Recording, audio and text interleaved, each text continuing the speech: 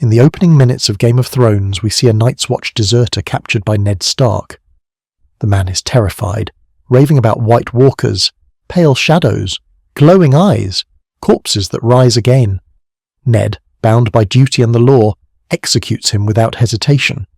But what if things had gone differently?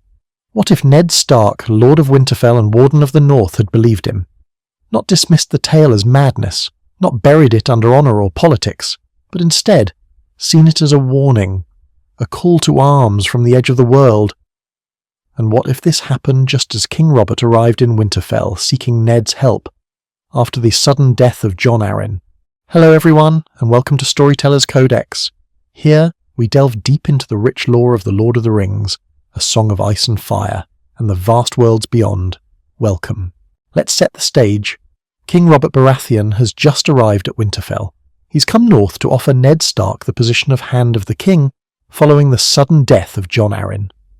At the same time, a deserter from the Night's Watch is captured and executed. In the original timeline, Ned hears the man's ramblings about White Walkers and undead corpses, and dismisses them as fear-driven madness. He says nothing to Robert.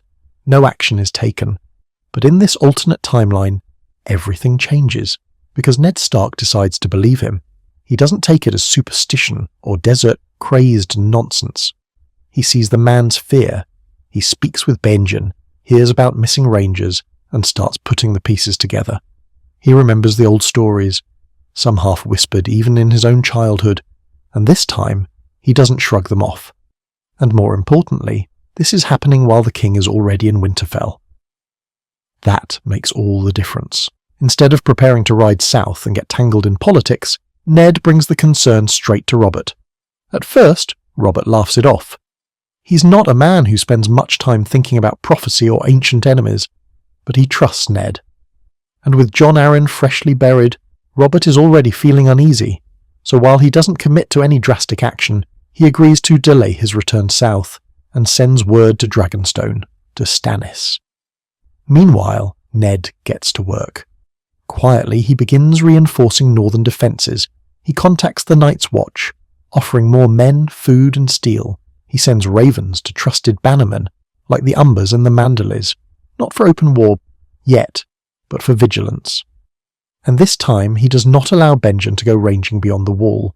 That alone changes a lot. Instead, Ned urges the Watch to send scouts under his own command, trusted northern men.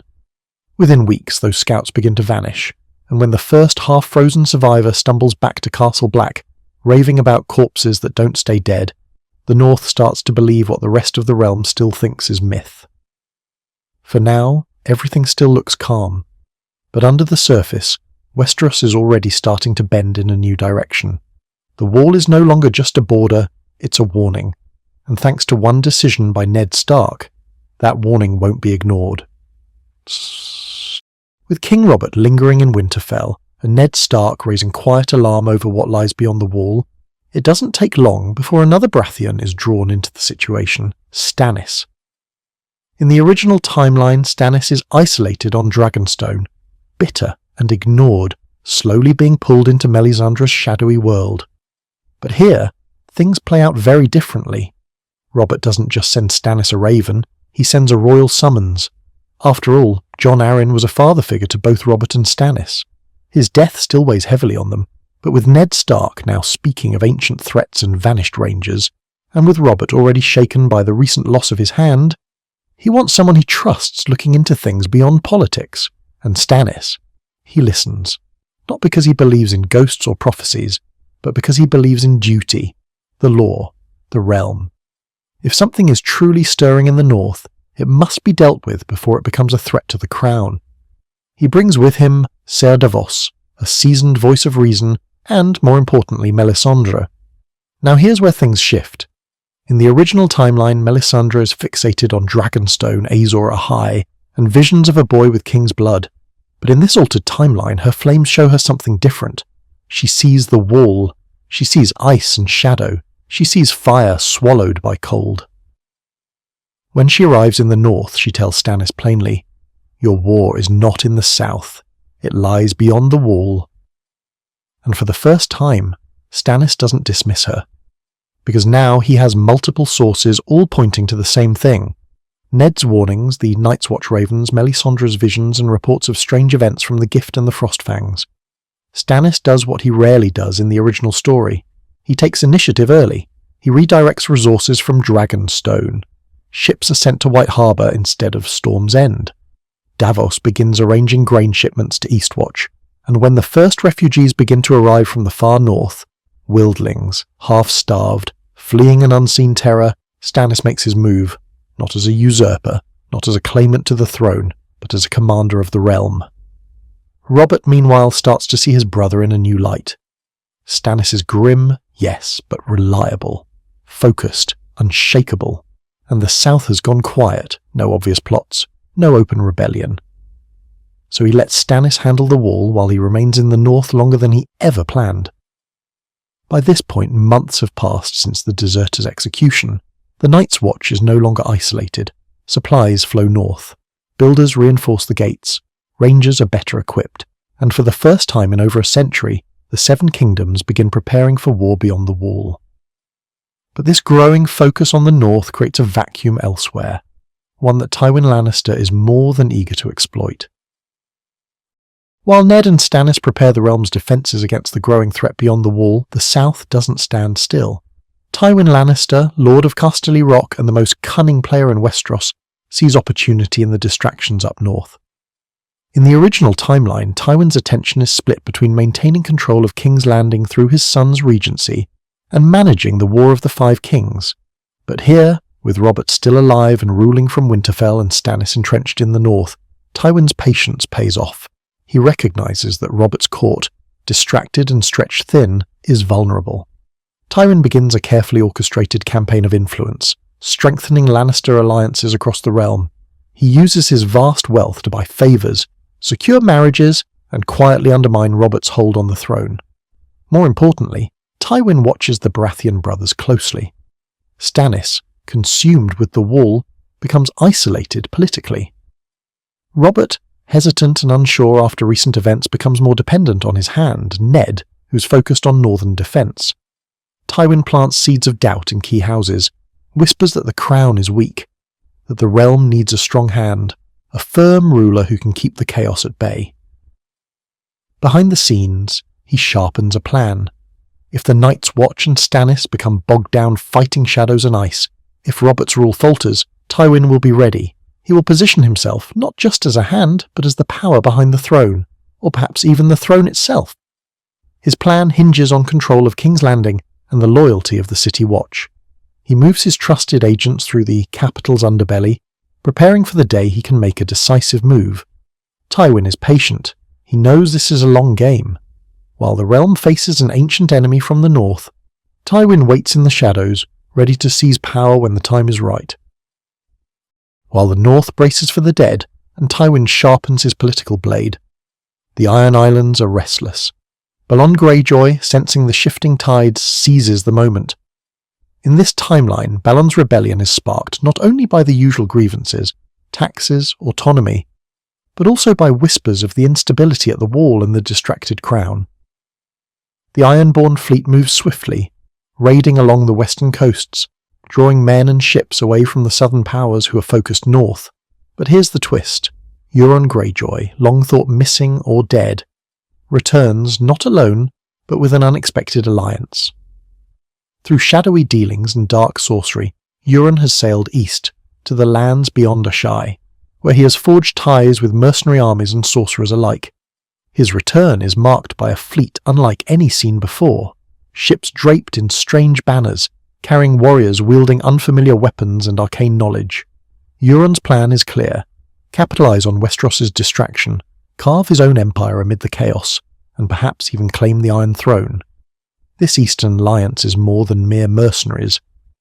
It's a whisper of the unknown magic spreading from the Far East, connected to the same mystical forces threatening the North. The arrival of Euron's forces shakes the already fragile balance. The Lannisters scramble to contain the rebellion, but are stretched thin. Stannis remains focused on the wall. Robert stays in the north longer than expected, and the rest of Westeros watches in wary silence. The Ironborn rebellion becomes more than a regional conflict. It is the opening salvo in a war that will engulf the entire realm. While Westeros struggles to keep its fragile peace and prepare for the ancient threat from the north, across the narrow sea, a different game is unfolding. Illyrio Morpatis, the wealthy and secretive Magister of Pentos, watches the chaos with keen interest. In the original timeline, Illyrio supports Viserys and Daenerys, sending them toward Westeros with a fragile hope and a Khalasar at their side. But here, with Robert and the realm tied up in the north and the Ironborn rebellion, Illyrio's plans grow bolder. He doesn't just see Daenerys as a distant threat, he sees an opportunity. Daenerys, newly wed to Khal Drogo, finds herself in a stronger position. Drogo's army is poised to invade Westeros, but Illyrio advises patience. The dragons have not yet hatched, a secret he keeps close. Meanwhile, Jon Connington and young Griff sail west from Essos, their mission clear, to reclaim the Targaryen legacy. In this timeline, their return is less covert. As Robert's forces become entangled defending the wall and containing Baelin's rebellion, young Griff gains time to build alliances in the Stormlands and the Reach. With the Martells watching the chaos, they begin to unify, quietly preparing to support the Targaryen cause. The eventual hatching of the dragons changes everything. Daenerys' rise becomes unstoppable, and the marriage between her and young Griff cements a powerful alliance, blending legitimacy and fire.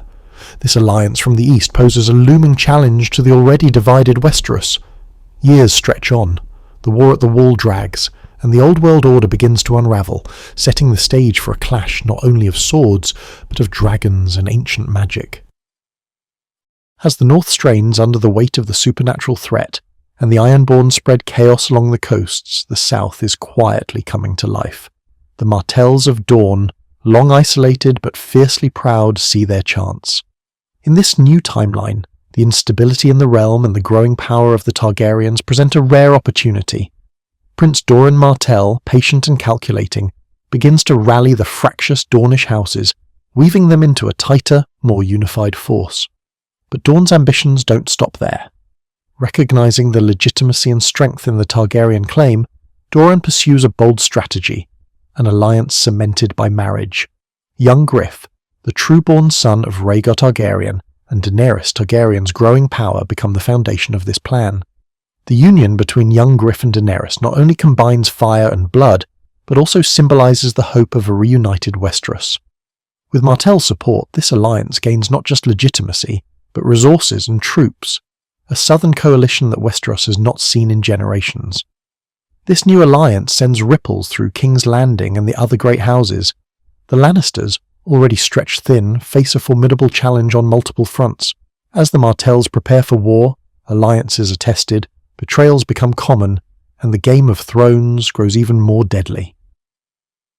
The Wall, once a distant, almost forgotten border, becomes the crucible of the realm's fate. With Ned Stark convinced of the Night's Watchman's warnings, the North and the Crown pour unprecedented resources into the Wall's defence. Stannis Baratheon leads the charge, determined to hold the realm against the growing threat of the White Walkers. Robert Baratheon, distracted and wary, remains longer in the north, delaying his fatal hunting trip. But this prolonged stay comes with its own costs. Political tensions simmer as the Lannisters grow restless, their hold on King's Landing loosening. The Crown's focus on the Wall causes cracks in alliances, with houses vying for power amidst uncertainty. Benjen Stark, now deeply involved in the defence, becomes a pivotal figure. His knowledge of the wildlings and the threats beyond invaluable. The Three-Eyed Raven's influence subtly grows, guiding key players toward understanding the deeper magic at work. The Wall holds, but the war is long and brutal. Years stretch on with battles both physical and political, draining the realm's strength. The North grows hardened, but weariness seeps in. This prolonged conflict reshapes Westeros. Old rivalries are set aside, but new ones take root. And somewhere, in the shadows, the true Game of Thrones is still being played, with dragons, Ironborn, and dark magic all waiting to strike. Years of war, alliances, and magic have reshaped Westeros beyond recognition. The North remains vigilant, hardened by endless battles against the dead, led by a Stark who trusted the warning no one else dared believe. The Wall stands strong, a beacon against the encroaching darkness, but its defence has bled the realm dry. In the south, the Lannisters fight to maintain their grip on power, but their influence wanes as new alliances rise. The Martells and Targaryens, united by blood and ambition, command respect and fear alike. Young Griff and Daenerys rule not just with fire and dragons, but with the weight of a coalition that spans continents.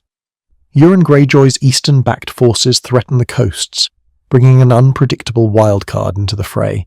Amidst it all, the ancient magic of the three-eyed raven guides key players toward an uncertain destiny. The Game of Thrones is no longer just about crowns and kingdoms. It's about survival against forces older than any house sigil, and through it all the question remains, what if Ned Stark had listened? What if belief in the impossible had changed the fate of Westeros forever? This is a story of what could have been, a realm reforged by faith, fire and the relentless fight against darkness. And it all began with one man choosing to believe. If you're interested in The Lord of the Rings or A Song of Ice and Fire, click one of the links on the screen to dive deeper into the lore. Thanks for watching, and we hope to see you next time.